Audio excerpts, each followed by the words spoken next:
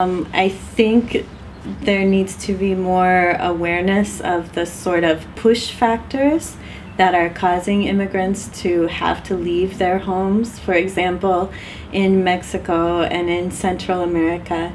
And, you know, just a knowledge of trade laws that the U.S. has become involved in, like NAFTA and CAFTA, and how those laws are causing pressure on people, for example, small farmers in Mexico and Central America who before were able to survive and now can no longer compete, and how because of NAFTA. Exactly, and how that's causing push factors. And you know, there just needs to be more awareness that people don't just wake up one day and decide, oh, you know, I think I'll leave my country and my family and just go to the U.S. and work, you know.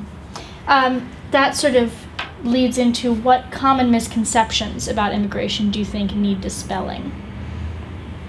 You sort of mentioned one right there. Any others? I think a very common one is that, for example, Mexican immigrants don't care about education. I think that's extremely false.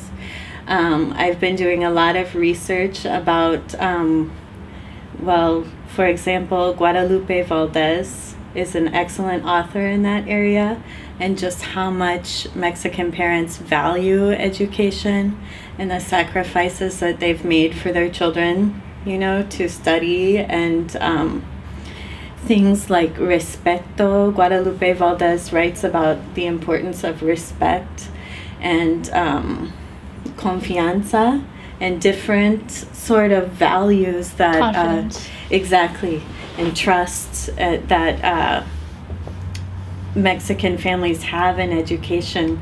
Other than Guadalupe Valdez, another really great author is Valenzuela, who wrote a book called Subtractive Schooling, and it's about how the values that sometimes immigrant students and families have for education can be different from the values that the schools think they should have.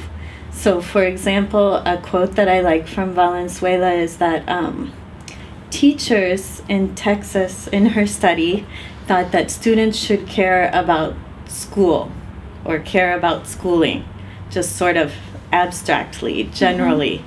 But the students thought that their teachers should care about them. So just, for example, relationships are very important, you know, and just I think people need to learn about these values for education and how they might be different from the sort of dominant idea of schooling that's often imposed upon immigrant students and their families.